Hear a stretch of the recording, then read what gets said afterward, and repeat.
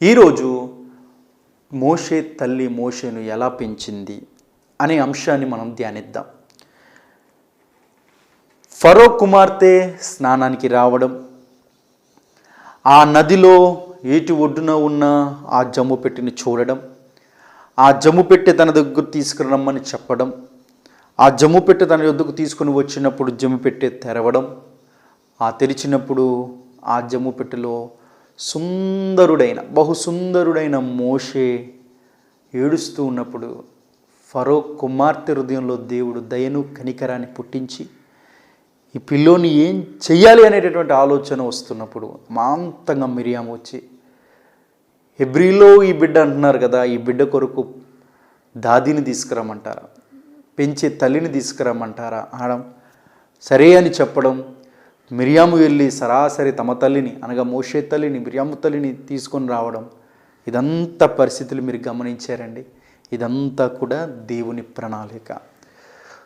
దేవుని ప్రణాళికలో నువ్వు ఉన్నావా, దేవుడు నీకు ఏ హాని ఆయన చేయనీయడు. హాని తలపెట్టాలని ఎన్ని సైతాను ప్రయత్నాలు పన్నాగాలు పండుతున్నప్పటికీ అవి ఏమీ కూడా నీ జీవితంలో పనిచేయవు. ఆ ప్రయత్నాలు, సైతాను వాడిన ప్రయత్నాలన్నీ కూడా దేవుడు నీకు క్షేమముగా, దేవుడు నీకు మేలుకరంగా మార్చేస్తాడు. ఫరో అనుకున్నాడు హెబ్రీయుల్లో పుట్టిన పిల్లందరూ నేను చంపేయబోతున్నానని. కానీ ఫరో కన్నా కోట్ల రెట్లు జ్ఞానం కలిగిన వాడు నా దేవుడు. అదే ఫరో కుమార్తె హృదయంలో కనికరాన్ని దయను పుట్టించి, అదే ఫరో కుమార్తె ఈ బిడ్డను నా కొరకు పెంచాలి మీరు అని చెప్పడం ఎంత అద్భుతం అండి, ఎంత ఆశ్చర్యకరమే. దేవుని ప్రణాళికలో మనం ఉన్నప్పుడు, దేవుని చిత్త ప్రకారంగా మనం జీవిస్తున్నప్పుడు మన జీవితం క్షేమం కొరకు, మన జీవితం ఆశీర్వాదం కొరకు దేవుడు తన ప్రణాళిక చొప్పున ఆయా వ్యక్తులను, ఆయా పరిస్థితులను వాడుకుంటాడు. ఈ సత్యాన్ని గ్రహించండి. ఇప్పుడు ఫరో కుమార్తె ఆ పెట్టెలో ఉన్న పిల్లవాడిని తల్లి అని యొకెబేదికి ఇస్తూ ఏమని చెప్తుందో తెలుసా అండి? ఈ బిడ్డను నా కొరకు పెంచండి, ఈ బిడ్డకు ఏది కావాలో ఏది అవసరమో అంతా కూడా నేను చూసుకుంటాను, దానికి నేను నీకు జీతం ఇస్తాను అని చెప్పింది. చరిత్ర పుస్తకాల్లో, కొన్ని కామెంటరీ పుస్తకాల్లో కొంతమంది బైబిల్ పండితులు, చరిత్రకారులు ఈ విధంగా తెలియజేశారు, వ్యక్తపరిచారు. ఫరో కుమార్తెకు వివాహమైనప్పటికీ పిల్లలు లేకపోవడం, ఎన్నో సంవత్సరాలుగా పిల్లలు లేకపోయే పరిస్థితి ఉన్నది కాబట్టి ఆ చంటి పిల్లవాడైన మోషేని చూసినప్పుడు నా కొడుకే అనగా, లేకపోతే నాకొక బిడ్డ దొరికింది అనేటటువంటి భావన వచ్చింది కాబట్టే ఫరో కుమార్తె యొకెబెతు ఏమంటారు తెలుసా, నా కొరకు పెంచుము, నా బిడ్డగా పెంచుము అని చెప్పేసి హెబ్రీల కుమారుడని గ్రహించింది కాబట్టి ఆ తల్లికి అప్పచెప్పింది. ఇప్పుడు మోషే తల్లి మోషేను ఎలా పెంచబోతుందో ఇవంతా వివరంగా చెప్పే ప్రయత్నం చేస్తున్నాను, జాగ్రత్తగా వినండి. మోషే కుటుంబం బహు పేదరికముతో ఉన్న కుటుంబం. మోషే కుటుంబం వెట్టి చాకిరీ చేస్తున్న కుటుంబం. ఇజ్రాయేల్ అందరూ కూడా ఐగుప్తు దేశంలో వెట్టి చాకిరీ చేస్తున్నారు. కష్టపడినా ఫలితం చూసే పరిస్థితులు లేవు. వెట్టి చాకిరీ అంటే జీతం ఇచ్చి జీతం పెంచేటటువంటి పనితత్వం కాదండి. జీతం ఇవ్వరు, చేసుకోవాల్సినంత కూడా పని చేయించుకుంటూనే ఉంటారు ఐగుప్తు దేశంలో ఉన్న ఆ ప్రజలు. ఇజ్రాయెల్ ప్రజలను శ్రమ పెడుతున్నారు, ఇజ్రాయెల్ ప్రజలను కష్టపెడుతున్నారు, ఇజ్రాయెల్ ప్రజలను భారాలు మోయిస్తున్నారు. ఇదంతా కూడా మోషే కుటుంబ సభ్యులు కూడా ఈ విధంగా చేస్తున్నారు. అనగా పేదరికంలో జీవిస్తున్నారు మోషే కుటుంబం. ఒకప్పుడు మోషే జన్మించినప్పుడు పేదరికంతో అల్లాడిపోతున్న ఈ కుటుంబం మోషేను ఎలా పెంచాలో తెలియని పరిస్థితి. మోషేను ఎలా పెంచాలి అనేటటువంటి ఆందోళనకరమైన పరిస్థితి. 3 నెలలు మోషే తల్లి దాచింది అని మనం చెప్పుకుంటున్నాం కదండి. పేదరికముతో మోషేను దాచింది. రెండవదిగా భయముతో మోషేను 3 నెలలు పెంచింది. దిగులుతో 3 నెలలు పెంచింది. భయభ్రాంతులతో 3 నెలలు పెంచింది. ఎందుకంటే ఒకవేళ ఈ పిల్లవాడి స్వరం వింటే, ఎవరైనా తెలుసుకుంటే నీళ్ళలో పడేస్తారు, నదిలో పడేస్తారు, ఇది ఫరో యొక్క ఆజ్ఞ అని చెప్పి మోషే తల్లి కుమారుణ్ణి 3 నెలలండి భయముతో, దిగులుతో, ఆందోళనతో ఇలా పెంచే పరిస్థితి ఏర్పడింది. కానీ 3 నెలలైన తర్వాత ప్రభు చేతిలోనికి తల్లి అయిన మోషే తల్లి ప్రభు చేతిలోనికి తన కుమారుణ్ణి పెట్టినప్పుడు, దేవుడు ఆ కుమారుడిని ఇప్పుడు తల్లి యొద్దకు తీసుకుని వచ్చినప్పుడు, ఇప్పుడు మోషే తల్లి భయంతో మోషేని పెంచాల్సిన అవసరంలా. అనగా ఎవరు చూస్తారో, ఈ పిల్లోడు పుట్టాడు నదిలో పడేస్తారు అని ఎవరు చూస్తారో అని ఇప్పుడు భయం లేదు, దిగులు లేదు, ఆందోళన లేదు. ఈ బిడ్డను మరి ఎలా పెంచాలి? ఆల్రెడీ 2 బిడ్డలు ఉన్నారు, ఈ బిడ్డని నేను ఎలా పెంచాలి? ఆర్థిక పరిస్థితులు అందుకు అనుకూలంగా ఉంటాయి అనేటటువంటి సమస్య లేదు. ఎందుకంటే మోషే కొరకు ప్రతి నెల ఫండు వస్తూనే ఉంది. ఎక్కడి నుంచి వస్తుంది ఫండు? ఫరో కుమార్తె దగ్గర నుండి ఫండ్ వస్తుంది. ఫరో కుమార్తె దగ్గర నుండి నెల నెల ప్యాలెస్ నుండి జీతం వస్తుంది. ప్యాలెస్ నుండి జీతం వస్తే ఎలా వస్తుందండి? సమృద్ధిగా వస్తుంది, సమృద్ధిగా వస్తుంది. అనగా మోషేను పెంచడానికి దేవుడు ఫరో కుమార్తెను వాడుకొని సమృద్ధిగా పెంచబోతున్నాడు. సమృద్ధి అనగా మోషేకు ఏ లోటు లేకుండా దేవుడు చూసుకోవాలని ఆశించాడండి. ఇది దేవుని గొప్ప ప్రణాళిక. అలా మోషే అండి, ఇప్పుడు మోషే తల్లి మోషేనంటండి సంతోషముతో, మహా ఆనందముతో, మోషేకు ఏది కావాలో అన్నీ కూడా దేవుడే సమకూర్చాడు కనుక మోషే తల్లి అంటే ఇప్పుడు ఆనందంతో, సంతోషముతో ఆ మోషేకు పాలిస్తూ చక్కగా పెంచుతుందండి. ఈ మాటలు వింటున్న ప్రియ సహోదరులు, సహోదరులు దయచేసి గమనించాం. బిడ్డలను దేవుడే ఇస్తాడు, అందులో సందేహం లేనే లేదు. 2 బిడ్డలు మీకున్నారా, లేకపోతే 3 బిడ్డలు మీకున్నారా, లేకపోతే 4 బిడ్డలు మీకున్నారా, ఎంతమంది ఉన్నా సరే తల్లి తండ్రిగా మీరు బిడ్డల పట్ల ఎన్నో ఆశలు, ఎన్నో ఆకాంక్షలు కలిగి ఉంటున్నారు. అయితే ప్రస్తుతం ఉన్న పరిస్థితి ఏమాత్రము కూడా మీ కుటుంబం పోషించలేని పరిస్థితి అయింది కదండి. ప్రస్తుతం ఉన్న మీ ఆర్థిక పరిస్థితి బిడ్డలకు కనీసం కడుపు నిండా భోజనం పెట్టలేని పరిస్థితి ఏర్పడింది కదండి. ప్రస్తుతం ఉన్న మీ పరిస్థితి బిడ్డలకు స్కూల్ ఫీజులు కూడా కట్టలేని పరిస్థితి ఉంది కదండి. ప్రస్తుతం మీ పరిస్థితి బిడ్డలకు తమకు ఇష్టమైన ఆహార పదార్థాలను కొని తీసుకురాలేని పరిస్థితి ఏర్పడింది కదండి. ఇలాంటి ఆర్థికమైన పరిస్థితుల్లో మీరున్నట్లయితే నేను దయచేసి చెప్తున్నాను, జాగ్రత్తగా వినండి.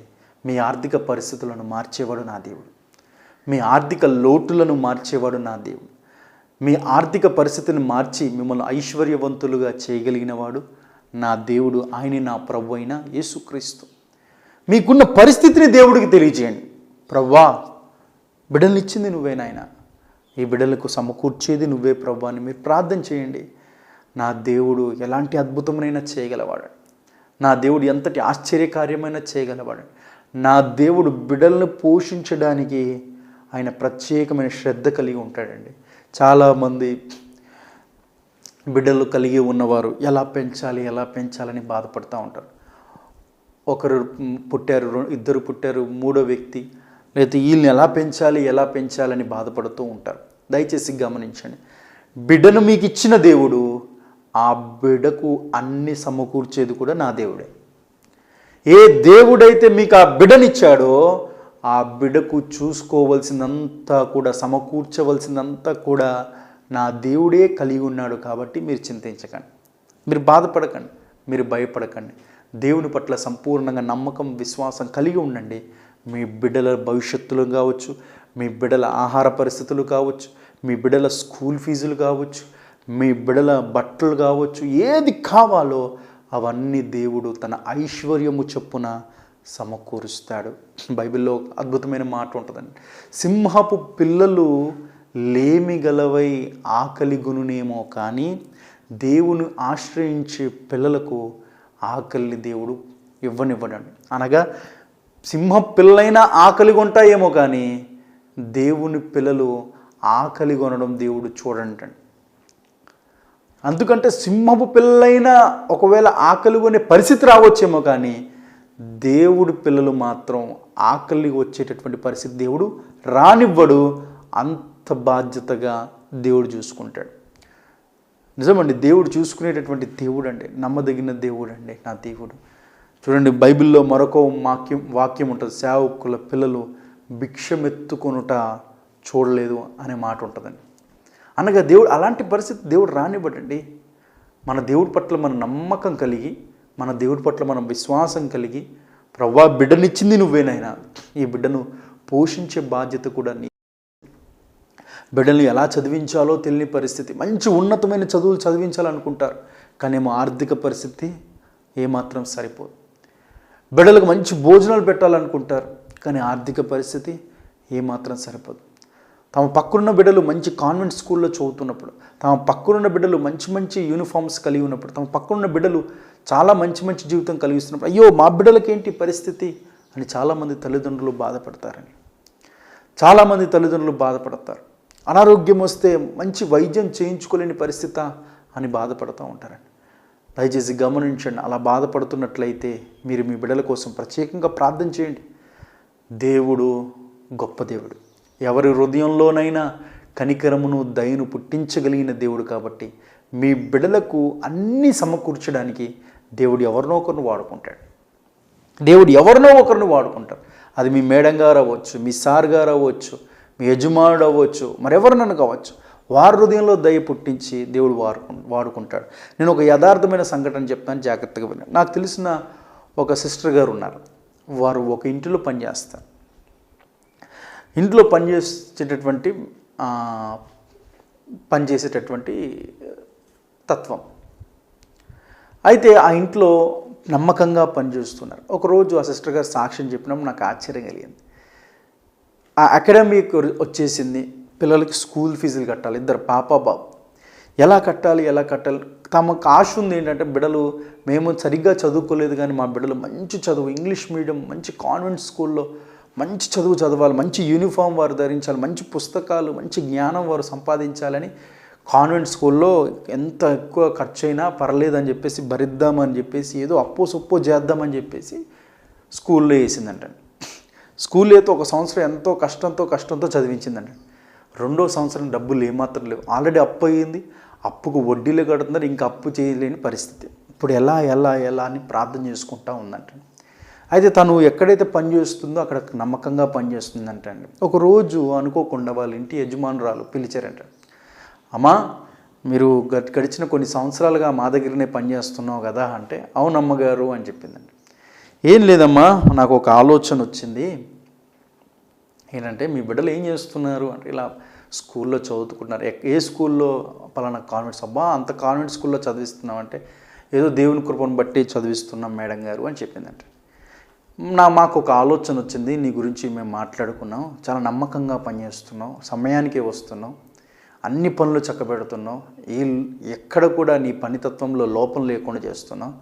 అయితే మేము ఒక బాధ్యత తీసుకుంటున్నాం. ఏంటంటే, మీ బిడ్డలకు స్కూల్ ఫీజు ఎంత ఖర్చు అవుతుందో ఆ ఖర్చంతా కూడా మేమే భరిస్తాం అని ఆ ఇంటి యజమానురాలు గారు మేడం గారు అంటండి ఈ సహోదరి గారికి చెప్పగానే ఈమె పటరానంత ఆనందం పడిపోయిందంటే, అమ్మగారు చాలా మీకు ప్రత్యేకమైన వందనాలు అంటే.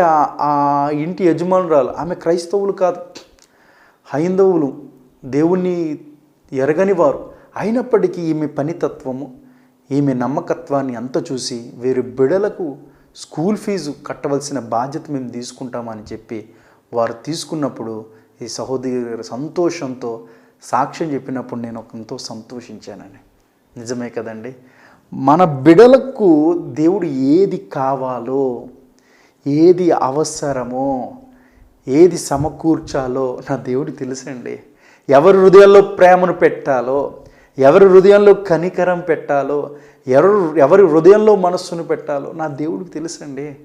కాబట్టి మీ బిడల భవిష్యత్తు గురించి ఆందోళన చెందకండి, మీ బిడల భవిష్యత్తు గురించి చింతించకండి, మీ బిడల భవిష్యత్తును గురించి బాధపడకండి. ఎలా స్కూల్ ఫీజులు కట్టాలి, ఎలా చదివించాలి, ఎలా ట్యూషన్ చెప్పించాలి, అసలు బిడ్డల భవిష్యత్తు గురించి ఏం చేయాలి, ఆర్థిక పరిస్థితులు ఏది కూడా అందుకు అనుకూలించట్లేదు, ఆల్రెడీ అప్పులు ఉన్నాయి, ఎలా చదివించాలని బాధపడుతున్నట్లయితే దేవునికి ప్రార్థన చేద్దాం. నా దేవుడు సహాయం చేస్తాడు, నా దేవుడు కనికరాన్ని చూపిస్తాడు, నా దేవుడు కృప చూపిస్తాడు. ఆయన ఎవరి హృదయంలోనైనా దయ పుట్టించగలిగిన దేవుడు అనే విషయాన్ని మీకు తెలియజేస్తున్నాను. మరొక బైబిల్లో ఒక సంఘటన మీకు చూపిస్తున్నాను. ఆదికాండం 50వ అధ్యాయం. ఆదికాండము 50వ అధ్యాయము 19వ వచనం 21వ వచనాన్ని మేము చూస్తున్నాం. 19వ వచనం నుండి మొత్తం 19, 20, 21 చదువుతున్నాను చూడండి. యోసేపు, భయపడకుడి, నేను దేవుని స్థానమందు ఉన్నానా? మీరు నా కీడు చేయను ఉద్దేశించితిరి గాని నేటి దినమును జరుగునట్లు అది అనగా బహు ప్రజలను బ్రతికించినట్లు అది మేలుకే దేవుడు ఉద్దేశించును. కాబట్టి భయపడకండి, నేను మిమ్ములను మీ పిల్లలను పోషించదనని చెప్పాను. ఈ సంఘటన అంతా కూడా మీకు చెప్తున్నాను, వినండి. యోసేపు ఐగుప్తు దేశంలో బానిస కుర్రవాడుగా ఉండి బాధ్యతగా పనిచేసి నమ్మకంగా పనిచేసిన కారణమును బట్టి దేవుడు యోసేపును దీవించాడు. బానిస కుర్రవాడుగా ఐగుప్తు దేశంలో అడుగుపెట్టాడు. దేవుడు ఆ దేశాన్ని పరిపాలించే ప్రధానమంత్రిగా దేవుడు యోసేపును దీవించాడు. యోసేపు దీవించబడిన తర్వాత, యోసేపు ఆశీర్వదించబడిన తర్వాత, యోసేపు సమృద్ధి అయిన జీవితం జీవిస్తున్న ఆ తరుణంలో చుట్టూరు కరువు వచ్చేసిందండి. చుట్టూరు కరువు వచ్చినప్పుడు, దేశాలన్నీ చుట్టూరు కరువు వచ్చినప్పుడు, యోసేపు తండ్రి అన్నయ్యలు నివసిస్తున్న ప్రాంతంలో కూడా కరువు వచ్చినప్పుడు ఈ ఐగుప్తు దేశంలో మాత్రం సమృద్ధి అయిన ధాన్యం ఉంది. కారణం దేవుడు యోసేపుకి ఇచ్చిన జ్ఞానమును బట్టి. ధాన్యము సమకూర్చండి అని యోసేపు ఫరోకు చెప్పినప్పుడు ఇంత జ్ఞానం ఎలా వచ్చింది? నువ్వే అన్ని చూసుకోమని యోసేపుకు ఆ బాధ్యతనిచ్చినప్పుడు ధాన్యాన్ని చాలా సమకూర్చాడండి. మనకిప్పుడు FCI, food corporation of India మనకు కనబడుతుంది. అక్కడక్కడ పెద్ద పెద్ద గోడౌన్స్ కనబడుతూ ఉంటాయి. ప్రతి దేశంలో అలా ఉంటాయి. అది కారణం ఎవరో తెలుసా అండి? యోసేపే కారణం. యోసేపుకు దేవుడిచ్చిన ఆలోచన, యోసేపు దేవుడిచ్చిన ఆజ్ఞ, యోసేపుకు దేవుడిచ్చిన ఆ గొప్ప దైవ జ్ఞానం బట్టి కరువులో ముందు కరువు వస్తుందని గ్రహించి ముందుగానే ధాన్యాన్ని సమకూరిస్తే, ధాన్యమంతా కూడా సమకూరిస్తే కరువులో ఈ ధాన్యాన్ని మనము చక్కగా మన ఆహారానికి ఉపయోగపడుతుంది. అంత మాత్రమే కాకుండా నిల్వ చేసిన ధాన్యాన్ని చుట్టుపక్కల దేశాలకు అమ్మి మన సంపద సృష్టించవచ్చు అని యోసేపు ఫరోకి ఈ విధంగా తెలియజేసినప్పుడు ఇంత జ్ఞానము ఉంది కాబట్టే నువ్వే మా రాజ్యాన్ని సమస్తాన్ని చూసుకో, పేరుకు మాత్రమే నేను ఫరో, మిగతాదంతా నువ్వే చూసుకోమన్నప్పుడు యోసేపు ఆ దేశాన్ని అంతా కూడా పరిపాలిస్తున్నాడు. ఇప్పుడు యోసేపు తండ్రి అన్నయ్యలు వేరే ప్రాంతంలో ఉన్నారు. వారున్న చోట కూడా భయంకరమైన కరువు వచ్చింది. అప్పుడు యాకోబు చెప్తాడు తన కుమారుడు, రే మనం ఇక్కడ ఉండి చచ్చే కన్నా మనం ఆహారం లేకపోతే చచ్చిపోతాం. ఆ దేశంలో, పరాయి దేశంలో అక్కడ ఎవరో అద్భుతంగా ధాన్యాన్ని సమకూర్చుకొని ఈ కరువు టైంలో ఆయా ప్రాంతాలకు ఆ ధాన్యాన్ని అమ్ముతున్నారంట. ఎవరొచ్చినా వారికి అమ్ముతున్నారంట. మీరు వెళ్ళి మనం చావకున్నట్లు ఆ ధాన్యాన్ని తీసుకురనని యోసేపు తండ్రి అని యాకోబు తన అన్నయ్యలకు, యోసేపు అన్నయ్యలకు ఈ విధంగా సెలవిచ్చినప్పుడు యోసేపు అన్నయ్యలు వెళ్తారు. ఈ చరిత్ర అంతా కూడా మనకు తెలుసు. తర్వాత యోసేపు రివీల్ చేసుకుంటాడు, అన్నయ్యలారా నేనే మీ తమ్ముణ్ణి అని రివీల్ చేసుకుంటాడు. తర్వాత తన తండ్రిని కూడా పిలుచుకురమ్మంటారు. అప్పుడు తండ్రి వస్తారు. తండ్రి అన్నయ్యలు అందరూ కూడా యోసేపు దగ్గరికి వచ్చినప్పుడు దేవుడు యోసేపుకి ఇచ్చిన దర్శనం నెరవేర్చబడింది. ఇప్పుడు యోసేపు తండ్రిని అన్నయ్యలందరినీ కూడా తన దగ్గరనే పెట్టుకొని ఐగుప్తు దేశంలో గోషేను అనేటటువంటి ప్రాంతంలో, సమృద్ధి అయిన ప్రాంతంలో వారు నివసించడానికి ఫరో అనుమతించాడు. యోసేపు కూడా వారిని చూసుకుంటున్నాడు. ఇప్పుడు సడన్గా యాకోబు గారు ప్రభువును నిద్రించారు. ప్రభువును నిద్రించగానే అన్నయ్యలందరికీ భయం పుట్టింది. అన్నయ్యలందరికీ కూడా భయము, వణుకు పుట్టింది. కారణం ఏంటో తెలుసా? యాకోబు చనిపోయినందుకు కాదు. ఇప్పుడు యాకోబు చనిపోయాడని యోసేపునకు తెలిసిన తర్వాత పరిస్థితి ఏంటి? యాకోబును బట్టే కదా మనల్ని యోసేపు ప్రేమగా చూసుకుంటున్నాడు. ఇప్పుడు యాకోబు మన తండ్రి గారు చనిపోయారు. ఇప్పుడు మన పరిస్థితి ఏంటి? మన పిల్లల పరిస్థితి ఏంటంటే ఆందోళన, భయము, వణుకుతో వారు ఉన్నప్పుడు యోసేపు అన్నయ్యలతో మాట్లాడతాడండి. ఏమని మాట్లాడతారో తెలుసు? భవిష్యత్తు గురించి, వారి బిడల భవిష్యత్తు గురించి ఆందోళన చెందుతున్న అన్నయ్యల కుటుంబాల దగ్గరికి యోసేపు వచ్చి అంటాడు. యోసేపు అన్నయ్యలతో, భయపడకండి, మీరు నాకు కీడు చేయను ఉద్దేశించుచున్నారు కానీ మీరు నాకు కీడు చెయ్యనుద్దేశించితిరి కానీ నేటి దినమున జరుగునట్లు అది దేవుడు బహుకాలముల ప్రజలను బ్రతికించినట్లు అది మేలుకే దేవుడు ఉద్దేశించెను. అన్నయ్యలారా, గత కాలంలో మీరు నాకు కీడులు చేశారు. ఆ కీడులన్నీ కూడా దేవుడు మేలుగా మార్చేశాడు. ఆ కీడులన్నీ దేవుడు నాకు మేలుగా మార్చేశాడు. కాబట్టి మీరు భయపడకండి. మీరు నాకు కీడు చేయాలనుకున్నారు, దేవుడు దాన్ని మేలుగా మార్చేశాడు అని వారిని ధైర్యపరిచాడు. ముందు ఈ మాటలు వింటున్న ప్రియ సహోదరులు, అమ్మాయ జాగ్రత్తగా వినండి. ఎవరైనా మీకు కీడు చేస్తున్నారా, మీరు భయపడకండి. మీరు దేవునికి ప్రార్థిస్తున్నట్లయితే, దేవుని చిత్త ప్రకారంగా మీరు జీవిస్తున్నట్లయితే, దేవుని యందు భయభక్తులు కలిగి మీరు జీవిస్తున్నట్లయితే, ఎవరు ఎన్ని మీకు కీడు చేసినా దేవుడు వాటన్నిటిని దేవుడు మీకు మేలుగా మారుస్తాడు. అందులో సందేహం లేని లేదు. మనకి ఆదర్శమే యోసేపు జీవితమే మనకు ఒక గొప్ప మాదిరికరం. యోసేపు వారిని ధైర్యపరుస్తూ, వారి గుండెల్లో గూడు కట్టుకొని ఉన్న భయాన్ని యోసేపు గ్రహించాడండి. యోసేపు ఎవరికి సాదృశ్యమో తెలుసండి? సాక్షాత్తు మన ప్రభువైన యేసుక్రీస్తుకు సాదృశ్యం. యోసేపు అన్నయ్యల్లో గుండెల్లో గూడు కట్టుకున్న భయము, ఆందోళన ఏంటి? మనల్ని వెళ్ళిపోమంటారేమో, మన బిడ్డల్ని ఎలా పోషించుకోవాలి, కరువులో ఎలా పోషించుకోవాలి, ఎలా మన బిడ్డల్ని సాకాలి, ఎలా మన బిడ్డల భవిష్యత్తు ఏంటి అని ఆందోళన చెందుతున్న అన్నయ్యల్ని గమనించగలిగాడు యోసేపు. నా పరమ తండ్రి అయిన నా ప్రభువైన యేసుక్రీస్తు కూడా మీ గుండెల్లో గూడు కట్టుకున్న భయాన్ని గ్రహించాడు. కాబట్టి ఈరోజు ఈ వాక్యం ద్వారా మీతో మాట్లాడుతున్నాను. మీ గుండెల్లో గూడు కట్టుకొని ఉన్న ఆందోళన, మీ బిడ్డల పరిస్థితి గురించి, మీ బిడ్డల భవిష్యత్తుల గురించి, మీ బిడ్డల ఆర్థిక పరిస్థితుల గురించి, ఎలా పెంచాలో, ఎలా స్కూల్ ఫీజులు కట్టాలో, ఎలా చదివించాలో, వీటన్నిటికీ ఆందోళన చెందుతూ భయముతో గుండెల్లో గూడు కట్టుకుంటూ భయపడే పరిస్థితుల్లో మీరున్నారు. కాబట్టి దేవుడు ఈరోజు ఈ వాక్యం ద్వారా మీతో మాట్లాడుతున్నాడు. మీరు భయపడకండి. యోసేపు అన్నయ్యలతో చెప్పిన మాట మీరు జాగ్రత్తగా వినండి. ఆదికాండము 50వ అధ్యాయం 21వ వచనం. కాబట్టి అన్నయ్యలారా, మీ పిల్లల గురించి, మీ కుటుంబం గురించి భయపడకండి. నేను మిమ్ములను, మీ పిల్లలను పోషించదను. ఎంత అద్భుతమైన మాట అండి. యోసేపు తన అన్నయ్యలు చెప్తున్నాడు. యోసేపు ఎవరికి సాదృశ్యమో తెలుసా? నా ప్రభువైన యేసుక్రీస్తుకు సాదృశ్యం. యోసేపు అన్నయ్యలతో అంటున్నారు, మీరు మీ పిల్లల గురించి భయపడకండి, నేను మిమ్ములను, మీ బిడ్డలను పోషించే బాధ్యత నాది, నేను తీసుకుంటున్నాను అని యోసేపు చెప్పినట్లుగా యేసుక్రీస్తు ప్రభువారు ఈరోజు ఈ వాక్యం వింటున్న తల్లి, తండ్రి, మీకే చెప్తున్నాడు దేవుడు. మీ బిడ్డల గురించి మీరు ఆందోళన చెందకండి. మీ బిడ్డల భవిష్యత్తుల గురించి బాధపడకండి. మీ బిడ్డల స్కూల్ ఫీజుల గురించి బాధపడకండి. మీ బిడ్డలను ఆర్థికంగా ఎలాగా వారిని పెంచాలో బాధపడకండి. మీ బిడ్డలకి ఎలా పోషించాలో మీరు బాధపడకండి. మీ బిడ్డలకు ఆహారం పెట్టలేని పరిస్థితిలో మీరు ఇప్పుడు ఉన్నారేమో, బాధపడకండి. మిమ్ములను, మీ బిడ్డలను పోషించే బాధ్యత నాది అని నా ప్రభువైన యేసుక్రీస్తు వారు అంటున్నారు. విశ్వసిస్తావా?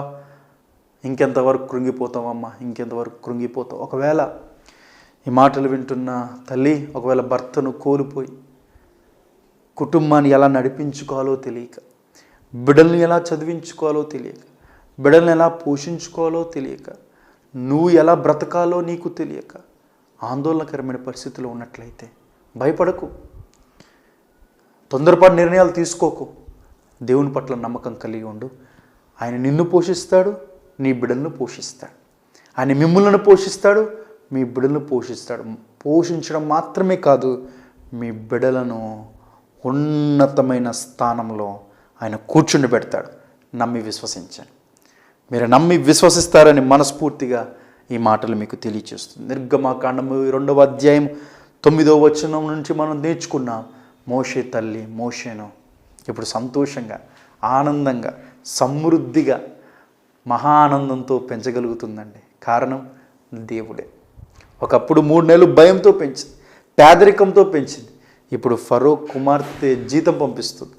ఇప్పుడు సంతోషంతో, ఆనందంతో, మోషేకు ఏ లోటు లేకుండా మోషే తల్లి పెంచగలుగుతుందండి. ఇది అంతా కూడా దేవుని యొక్క ప్రణాళిక. దేవుని యందు నమ్మిక ఉంచే వారికి దేవుడు ఏ మేలు చేయకుండా మానడు.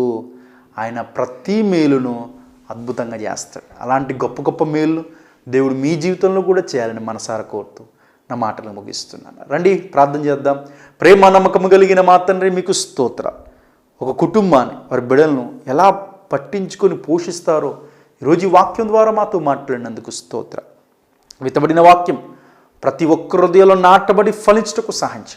బిడ్డలను తమను పోషించుకోలేని పరిస్థితి, ఇంటి అద్దె కట్టలేని పరిస్థితి, బిడ్డలు స్కూల్ ఫీజులు కట్టలేని పరిస్థితి, ఆర్థికంగా చితికిపోయిన పరిస్థితి అని ఎవరైతే బాధపడి ప్రార్థనలు ఏకీభవిస్తున్నారో నిశ్చయముగా వారి ఆర్థిక పరిస్థితిని మార్చి వారిని, వారి బిడ్డలను, వారి కుటుంబాలని సమృద్ధిగా దీవించి ఆశీర్వదించి వారి బిడ్డలను ప్రాముఖ్యంగా ఐశ్వర్యవంతులుగా, ఆశీర్వాదకరముగా, నీకు మహిమకరముగా మీరు వారిని దీవించబోతున్నందుకు వందనాలు చెల్లిస్తూ విత్తబడిన వాక్యం హృదయాల్లో నాటబడి ఫలించుటకు సహాయించండి. ఈ కార్యక్రమాలకు నైనా సహకారులుగా కొన్ని కుటుంబాలను లేవనెత్తండి.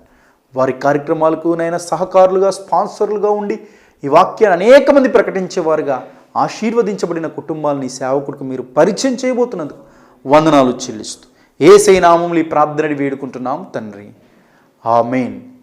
ఇప్పటి వరకు మీరు శ్రేష్టమైన దివ్యమైన వాక్యాన్ని మీరు విన్నారు కదండి.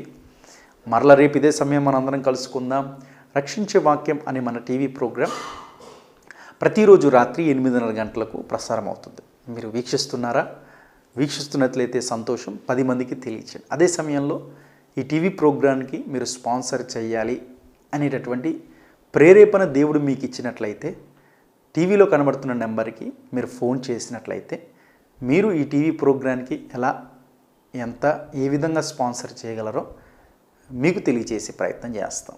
అదే సమయంలో ఈ సేవకుడితో ప్రార్థన చేయించుకోవాలి అని మీలో ఎవరైనా ఆశపడుతున్నట్లయితే టీవీలో కనబడుతున్న నెంబర్ ఉంది కదండి, ఆ నెంబర్కి వెంటనే మీరు ఫోన్ చేయండి. ఒకవేళ బిజీ వస్తున్నట్లయితే వాట్సాప్లో మెసేజ్ కానీ పెట్టండి. నేనే స్వయంగా మీతో మాట్లాడతాను, మీకోసం ప్రార్థన చేస్తాను. ఒకవేళ ఈ సేవకుడితో మీ ప్రాంతంలో, మీ గృహాల్లో ఆయా ప్రార్థన కూడికల్లో వాక్యం చెప్పించుకోవాలని మీకు ఆశించినట్లయితే, మీరు ఆశపడుతున్నట్లయితే మాకు కాల్ చేయండి. మేము ఎలా రాగలమో మీకు తెలియజేస్తాం. మళ్ళీ రేపు ఇదే సమయం మనందరం కూడా కలుసుకుందాం. అటు దేవుని యొక్క మహాకృప మనందరికీ సదాకాలంతో నేను గాక. God bless you all.